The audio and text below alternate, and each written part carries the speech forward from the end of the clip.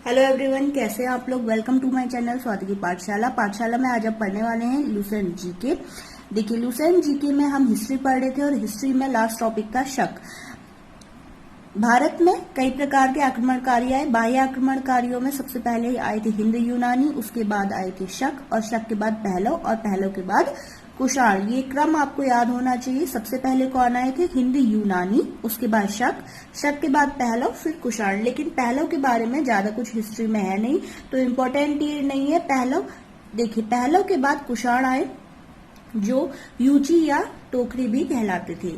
तो यूची भी कहा जाता था, और यूची एक कबीला था। कबीला 5 कुलों में बढ़ गया था। उनमें से एक कुल का नाम क्या था? कुषाण। ठीक है। कुषाण वंश के संस्थापक का नाम क्या था? कुजुल कडफिसेस। क्या था? कुजुल कडफिसेस।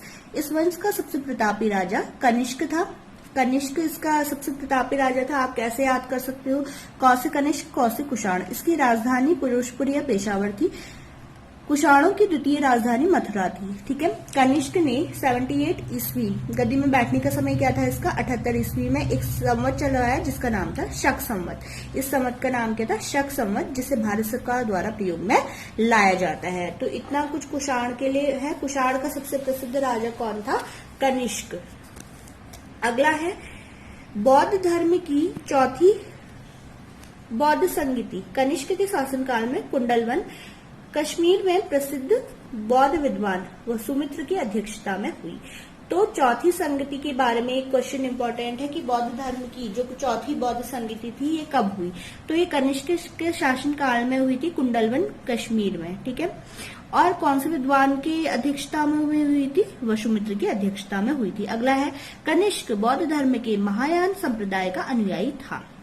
महायान संप्रदाय का अनुयायी था। आप सभी को पता होगा बौद्ध धर्म 2 भागों में विभाजित हो गया था, हीनयान और महायान। तो कनिष्क बौद्ध धर्म के महायान संप्रदाय का अनुयायी था। अगला क्या है? अगला इसमें पॉइंट है कि कुषाणों ने आरंभ में स्वर्ण मुद्राएं जारी करी, जिसकी शुद्धता गुप्त काल की स्वर्ण मुद्राओं से उत्कृष्ट है। ठीक है। तो कुषाणों की जो स्वर्ण मुद्राएं थी वो ज्यादा शुद्ध थी। किसकी? जो गुप्त काल में उन्होंने स्वर्ण मुद्राएं जारी की थी। अगला है कनिष्क का राजवैद्य आयुर्वेद का विद्वान चरक था। तो चरक किसके शासनकाल में था? कनिष्क के शासनकाल में था। इसने चरक संहिता रचना करी। ये इंपॉर्टेंट क्वेश्चन है कि चरक संहिता की रचना किसने करी? चरक ने। और चरक कौन थे? विद्वान, आयुर्वेद के विद्वान थे। और ये आयुर्वेद के विद्वान किसके राज्य में थे? कनिष्क के। महाविभाष सूत्र के रचनाकार वसुमित्र हैं। इसे ही बौद्ध धर्म का विश्वकोश कहा जाता है। ठीक है। कनिष्क के राजकवि अशुघोष ने बौद्धों का रामायण बुद्धचरित की रचना करी। फिर है वसुमित्र पार्श्व नागार्जुन महाचेत संघरक्ष भी कनिष्क के दरबार की विभूति थे। अगला है, ये क्वेश्चन इंपॉर्टेंट है, भारत का आइंस्टीन किसे कहा जाता है? तो भारत का आइंस्टीन किसे कहा जाता है? नागार्जुन को कहा जाता है। इसकी पुस्तक माध्यमिक सूत्र, इनकी पुस्तक का नाम क्या था? माध्यमिक सूत्र थी। और इस पुस्तक में नागार्जुन ने सापेक्षता के सिद्धांत को प्रस्तुत किया था। मोस्ट इम्पोर्टेंट क्वेश्चन कि नागार्जुन की पुस्तक का नाम क्या था, या माध्यमिक सूत्र पुस्तक किसने लिखी थी? नागार्जुन ने लिखी थी। और नागार्जुन को क्या कहा जाता है? भारत का आइंस्टीन कहा जाता है। अगला है, कनिष्क की मृत्यु 102 ईस्वी में हो गई थी। कुषाण वंश का अंतिम शासक कौन था? वासुदेव था।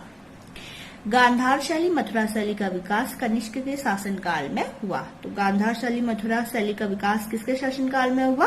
कनिष्क के शासनकाल में हुआ।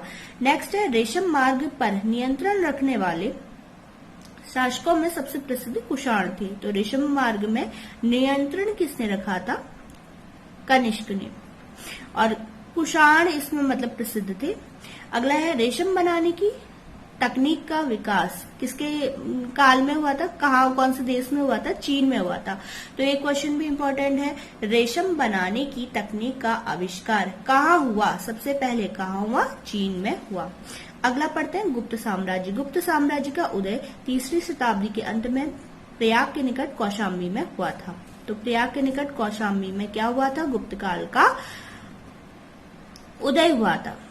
ठीक है, 3री शताब्दी के अंत में। गुप्त वंश का शासक श्रीगुप्त था। श्रीगुप्त का उत्तराधिकारी घटोत्कच हुआ। गुप्त वंश का प्रथम महान सम्राट चंद्रगुप्त प्रथम था। इसने लिच्छवी राजकुमारी कुमार देवी से विवाह किया। इसने महाराजाधिराज की उपाधि भी धारण करी।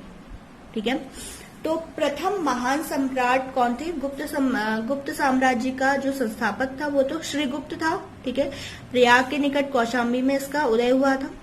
लेकिन गुप्त वंश का प्रथम महान सम्राट कौन थे? चंद्रगुप्त प्रथम थे। और इनका विवाह था किसके साथ हुआ था? लिच्छवी राजकुमारी कुमार देवी के साथ हुआ था। इसने महाराजाधिराज की उपाधि भी धारण करी। इतना इंपॉर्टेंट है। फिर है गुप्त संवत की शुरुआत किसने करी थी? गुप्त संवत की शुरुआत चंद्रगुप्त प्रथम ने करी थी 319 से 320 ईस्वी के बीच में। फिर अगला है चंद्रगुप्त प्रथम का उत्तराधिकारी कौन था? चंद्रगुप्त प्रथम का उत्तराधिकारी समुद्रगुप्त था, जो 335 में राजगद्दी पर बैठा। 335 ईस्वी में राजगद्दी पर बैठा। कौन? चंद्रगुप्त का उत्तराधिकारी समुद्रगुप्त। अगला है भारत का नेपोलियन किसे कहा जाता है? मोस्ट इम्पॉर्टेंट क्वेश्चन इस वाले टॉपिक में, भारत का नेपोलियन किसे कहा जाता है? तो भारत का नेपोलियन कहा जाता है चंद्रगुप्त प्रथम को। चंद्रगुप्त प्रथम का उत्तराधिकारी कौन था? समुद्रगुप्त था। ठीक है, समुद्रगुप्त ने क्या किया? आर्यवर्त के 9 शासक और दक्षिणावर्त के 12 शासकों को पराजित किया। तो भारत का नेपोलियन किसे कहा जाता है? समुद्रगुप्त को कहा जाता है। फिर समुद्रगुप्त का दरबारी कवि कौन हुआ? हरिसेन हुआ। और हरिसेन की रचना क्या थी? इलाहाबाद प्रशस्ति लेख। देखिए समुद्रगुप्त के बारे में क्या क्या चीजें इंपॉर्टेंट है। भारत का नेपोलियन इन्हें कहा जाता है। इनका दरबारी कवि कौन था? हरिसेन था। हरिसेन की रचना पूछ ली जाती है। हरिसेन ने कौन सी पुस्तक लिखी? इलाहाबाद प्रशस्ति लेख की रचना करी। और समुद्रगुप्त किसका उपासक था? समुद्रगुप्त विष्णु का उपासक था। समुद्रगुप्त ने अश्वमेधकर्ता की उपाधि धारण करी। समुद्रगुप्त संगीत प्रेमी भी था, क्योंकि उनके सिक्कों में क्या मिला? वीणा वादन करते हुए एक चित्र मिला उनका। तो क्या माना जाता है कि उन्हें संगीत से काफी प्रेम था। समुद्रगुप्त ने विक्रमंक की उपाधि धारण की। इसे कविराज भी कहा जाता है। समुद्रगुप्त का उत्तराधिकारी चंद्रगुप्त सेकंड हुआ, जो 380 में राजगद्दी पर बैठा। चंद्रगुप्त II के शासनकाल में चीनी बौद्ध यात्री फाहियान भारत आए। तो कौन से चीनी यात्री आए? चंद्रगुप्त II के शासनकाल में फाहियान आए।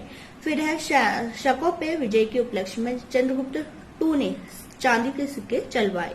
चंद्रगुप्त II का उत्तराधिकारी कुमारगुप्त I या गोविंद गुप्त हुआ। अगला है नालंदा विश्वविद्यालय की स्थापना कुमारगुप्त ने की थी। ठीक है, नालंदा विश्वविद्यालय की स्थापना किसने करी थी? कुमारगुप्त ने करी थी। कुमारगुप्त I का उत्तराधिकारी स्कंदगुप्त हुआ। स्कंदगुप्त ने गिरनार पर्वत पर सुदर्शन झील का पुनरुद्धार किया। तो मोस्ट इम्पॉर्टेंट क्वेश्चन है। देखिए अभी इससे पहले आपने जहाँ पे शक का वाला टॉपिक पढ़ा था, वहां पे ये पढ़ा था कि सुदर्शन झील किसने बनाई? सुदर्शन झील किसने बनाई थी? रुद्रदमन प्रथम ने इसका क्या किया था?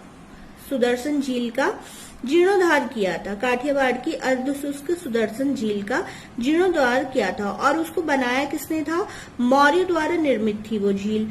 अब यहाँ पे क्या है? स्कंदगुप्त ने गिरनार पर्वत पे स्थित सुदर्शन झील का पुनरुद्धार किया। तो इन्होंने भी रेनोवेशन इसका किया। स्कंदगुप्त ने पर्णदत्त को सौराष्ट्र का गवर्नर नियुक्त किया। स्कंदगुप्त के शासनकाल में हूणों का आक्रमण शुरू हो गया था। अंतिम गुप्त शासक कौन था? विष्णुगुप्त था। अंतिम गुप्त शासक कौन हुआ? विष्णुगुप्त हुआ। तो इसमें देखिए क्या क्या चीजें इसमें इम्पोर्टेंट है। गुप्त साम्राज्य में पहला, गुप्त साम्राज्य का उत्तराधिकारी कौन हुआ? गुप्त साम्राज्य का उत्तराधिकारी हुआ श्रीगुप्त। मतलब जो प्रथम उत्तराधिकारी या आप कह सकते हो संस्थापक कौन था गुप्त साम्राज्य का? कौन था? श्रीगुप्त। अब श्रीगुप्त के उत्तराधिकारी कौन हुए? घटोत्कच। इसके बाद है गुप्त वंश का प्रथम महान सम्राट कौन था? चंद्रगुप्त प्रथम। चंद्रगुप्त प्रथम का विवाह किसके साथ हुआ? लिच्छवी राजकुमारी कुमार देवी के साथ हुआ, ठीक है, और इन्होंने महाराजा धीराज की उपाधि धारण करी। इसके बाद इनके बाद जो इम्पोर्टेंट राजा बने, कौन बने? समुद्रगुप्त बने। समुद्रगुप्त को क्या कहा जाता था? भारत का नेपोलियन कहा जाता था, क्योंकि इन्होंने बहुत शासकों को पराजित कर दिया था, तो इन्हें भारत का नेपोलियन कहा जाता था। फिर आता है हरिशेन का नाम। हरिशेन का संबंध किससे है? समुद्रगुप्त से, क्योंकि वो उनके दरबारी कवि थे, ठीक है। मैं आपको रिविजन करवा रही हूँ। इसने क्या किया? हरिशेन की रचना का नाम क्या था? इलाहाबाद प्रशस्ति लेख था। अब समुद्रगुप्त के बारे में क्या है? क्योंकि क्या था? वो विष्णु का उपासक था, अश्वमेध यज्ञ करता थे, संगीत प्रेमी थे। संगीत प्रेमी का पता कैसे लगता है? क्योंकि उन्होंने जो सिक्के जारी करे थे उनमें वीणा बजाते हुए उन्होंने अपना चित्र उसमें करवाया था। फिर है चित्र का अंकन सिक्कों पे करवाया था। फिर है समुद्रगुप्त ने विक्रमांक की उपाधि धारण करी, इसे कविराज भी कहा जाता है। फिर समुद्रगुप्त के बाद जो आए चंद्रगुप्त टू आए, ठीक है। चंद्रगुप्त टू के काल में कौन आए थे? फाहियान आए थे। चीनी बौद्ध यात्री फाहियान कब आए थे? चंद्रगुप्त टू के शासनकाल में आए थे। चंद्रगुप्त टू ने ही क्या किया? चांदी के सिक्के चलाए। चौ से चंद्रगुप्त, चौ से चांदी, ठीक है, ऐसे आप कर सकते हो। अगला है चंद्रगुप्त टू के बाद कौन इसमें गद्दी में बैठे? कुमारगुप्त वन बैठे, कुमारगुप्त या गोविंद गुप्त। अब कुमारगुप्त के बारे में बस एक चीज इसमें है जो क्वेश्चन में आती भी है कि नालंदा विश्वविद्यालय की स्थापना किसने करी? तो नालंदा विश्वविद्यालय की स्थापना किसने करी? गुप्त वंश के राजा कुमारगुप्त ने करी, ठीक है। फिर कुमारगुप्त का जो उत्तराधिकारी कौन बना? स्कंदगुप्त बना, ठीक है। स्कंदगुप्त ने गिरनार पर्वत पर क्या किया? सुदर्शन झील का पुनरुद्धार किया। तो ये पूछा जा सकता है गिरनार पर्वत पर जो सुदर्शन झील है उसका पुनरुद्धार किसने किया? 100 से सुदर्शन, 100 से स्कंदगुप्त। तो आप ऐसे याद कर सकते हो। इसके बाद है स्कंदगुप्त के काल में, किसके शासनकाल में हूणों का आक्रमण शुरू हो गया? स्कंदगुप्त के शासनकाल में हूणों का आक्रमण शुरू हो गया। अब ये है कि गुप्त वंश का अंतिम राजा कौन था? विष्णुगुप्त था, ठीक है। अगला है गुप्त साम्राज्य की सबसे प्रादेशिक इकाई थी देश। सबसे बड़ी इकाई को क्या कहा जाता था? देश कहा जाता था। इसके बाद ये इंपॉर्टेंट है, पुलिस विभाग का मुख्य अधिकारी क्या कहलाता था? पुलिस विभाग का मुख्य अधिकारी क्या कहलाता था? दंड पाशिक कहलाता था। इसके बाद है पुलिस विभाग के साधारण अधिकारियों को क्या कहा जाता था? चाट और भाट कहा जाता था। इसके बाद भू राजस्व का उत्पादन 1/4 भाग से 1/6 भाग हुआ करता था। इसमें और याद करने लायक है, देखिए, आर्थिक उपयोगिता की दृष्टि से आर्थिक उपयोगिता के आधार पर निम्न प्रकार की भूमि थी। क्षेत्र किसे कहा जाता था? देखिए, कृषि योग्य भूमि को क्या कहा जाता था? क्षेत्र कहा जाता था। वास्तु किसे कहा जाता था? वास करने योग्य, मतलब रहने योग्य भूमि को क्या कहा जाता था? वास्तु कहा जाता था। चरागाह भूमि आप सभी को पता ही होगा। चरागाह भूमि किसको कहते हैं? पशुओं की चारा योग्य भूमि को चरागाह भूमि कहते हैं। सिल किसे कहा जाता है? ऐसी भूमि जो जोतने योग्य ना हो, उसको क्या कहा जाता है? सिल कहा जाता है। अगला है अप्रहत, जो भूमि जंगली होती है उसे अप्रहत कहा जाता है। इसके बाद ये है इसमें कि गुप्त काल में उज्जैन सबसे व्यापारिक केंद्र, सबसे बड़ा महत्वपूर्ण व्यापारिक केंद्र क्या था? गुप्त काल में उज्जैन हुआ करता था। गुप्त राजाओं ने सर्वाधिक स्वर्ण मुद्राएं जारी करी। इनकी स्वर्ण मुद्राओं के अभिलेखों को दीनार कहा जाता है। दीनार, जैसे हम लोग रुपया बोलते हैं स्वर्ण मुद्राओं को, वैसे ही जब हम जो धन, जैसे रुपये को, नोट को हम क्या कहते हैं? रुपया कहते हैं, ठीक है, रुपया बोला जाता है। हम रुपयों, जो मनी है, नोट है, उसको क्या बोलते हैं? रुपया बोलते हैं। वैसे ही गुप्त राजाओं के काल में ये सिक्के जारी किया करते थे, स्वर्ण मुद्राएं जारी किया करते थे, और इन्हें क्या कहा जाता था? दीनार कहा जाता था।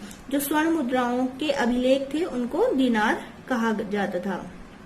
स्वर्ण मुद्राओं को अभिलेखों में, जो अभिलेख लिखे जाते थे, उसमें क्या कहा जाता था? इन्हें दीनार। ये याद होना चाहिए। कायस्थों का सर्वप्रथम वर्णन याज्ञवल्क्य की स्मृति में मिलता है। तो याज्ञवल्क्य की स्मृति में क्या मिलता है? कायस्थों का वर्णन मिलता है। अगला है जाति के रूप में कायस्थों का सर्वप्रथम वर्णन ओशनम स्मृति में मिलता है। फिर है विंध्य जाति, विंध्य जंगल में शबर जाति के लोग अपने देवताओं को मनुष्य का मांस चढ़ाते थे। ये किसके काल में है? ये सब गुप्त राज्य के काल में था। उसके बाद है एरण अभिलेख मोस्ट इंपॉर्टेंट अभिलेख, इसके बारे में बहुत क्वेश्चन बनते हैं। एरण अभिलेख क्या है? देखो, एरण अभिलेख किसने लिखा? भानुगुप्त का था। ये किसका था? भानुगुप्त का एरण अभिलेख था। अब ये एरण अभिलेख में क्या लिखा है? सती होने का प्रमाण। ठीक है, सती प्रथा क्या थी आप सभी को पता होगा, इसमें डिटेल में जाने की जरूरत नहीं है, बस आपको इतना पता होना चाहिए कि एरण अभिलेख किसका था? भानुगुप्त का था। अब इस एरण अभिलेख में किसका वर्णन मिलता है? सती प्रथा का वर्णन मिलता है। अगला है, गुप्त काल में वैश्यावृत्ति करने वाली महिलाओं को क्या कहा जाता था? तो गणिका कहा जाता था। अगला है, गुप्त सम्राट वैष्णव धर्म के अनुयायी थे।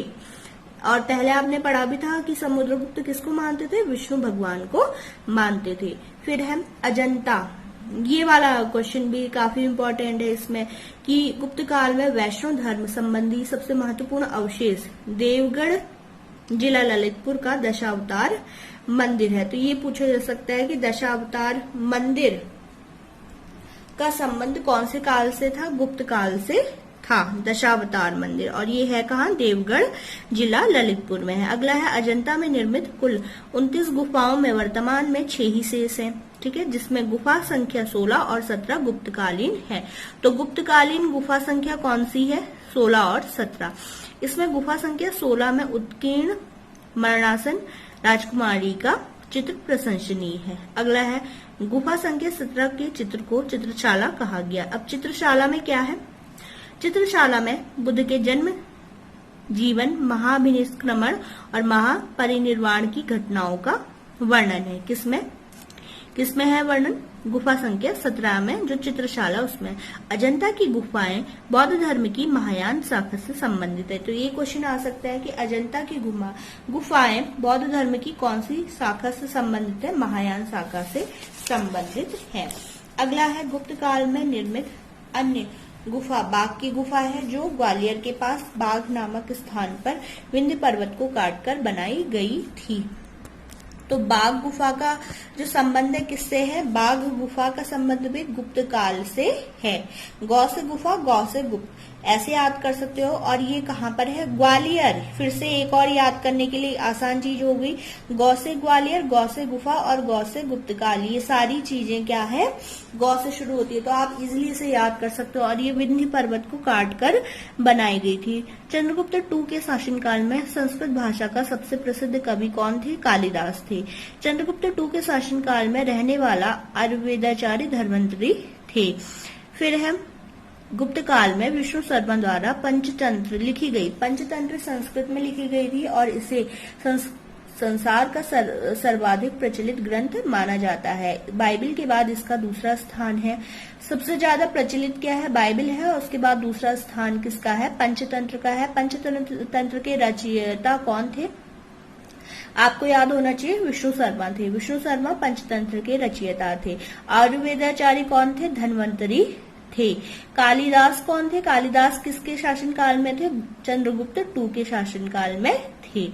इसके बाद है, आर्यभट्ट ने आर्यभट्टियम और सूर्य सिद्धांत नामक ग्रंथ लिखे। तो ये सारी चीजें, ये सारी घटनाएं, जो भी रचनाएं थी, ये कब हुई थी? गुप्त काल में हुई थी। आर्यभट्ट ने 2 ग्रंथ लिखे थे, आर्यभट्टियम और सूर्य सिद्धांत। इन्होंने ही सर्वप्रथम बताया था कि पृथ्वी सूर्य के चारों ओर घूमती है।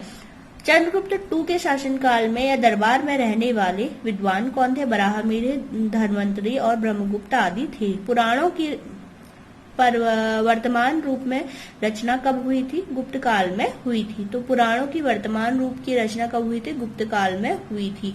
ऐतिहासिक परंपराओं का इसमें उल्लेख है। गुप्त काल की राजकीय भाषा क्या थी? संस्कृत। जैसे हमारी राजकीय भाषा क्या है? हिंदी है, वैसी गुप्त काल की राजकीय भाषा क्या थी? संस्कृत थी। अगला है, गुप्त काल में चांदी के सिक्कों को क्या कहा जाता था? रुपये का कहा जाता था। अगला है, याज्ञवल्क्य, नारद, कात्यायन और बृहस्पति स्मृतियों की रचना कब हुई थी? गुप्त काल में हुई थी। मंदिर बनाने की कला का जन्म भी गुप्त काल में ही हुआ था। अगला है सांस्कृतिक उपलब्धियों के कारण गुप्त काल को भारतीय इतिहास का स्वर्ण युग कहा जाता है। तो इतनी ज्यादा है रचनाएं, इतनी ज्यादा इसमें यहाँ निर्माण हुआ था, तो ये सारी चीजें एक ही काल में हुई थी जिसका नाम है गुप्त काल। सांस्कृतिक उपलब्धियों के कारण गुप्त काल को स्वर्ण युग कहा जाता है। ये क्वेश्चन यहाँ पे इम्पोर्टेंट बनता है, स्वर्ण युग किसके काल को कहा जाता है? तो स्वर्ण युग कहा जाता है गुप्त काल को। अगला हम पढ़ेंगे पुष्यभूति नेक्स्ट वीडियो में। Thank you, subscribe my channel.